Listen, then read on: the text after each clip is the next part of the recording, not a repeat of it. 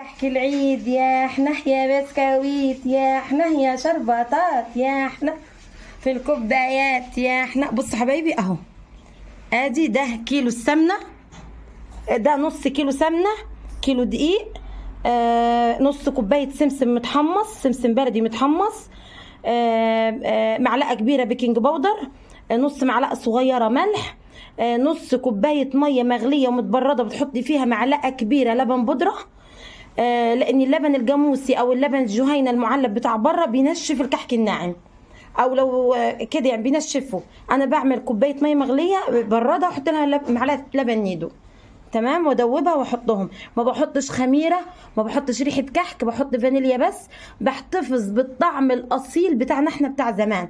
ما بحبش يعني، حتى وان كانوا جدودنا زمان بيحطوا ريحه كحك بصراحه لا، هو الكحك الناعم تشمي فيه ريحه السمنه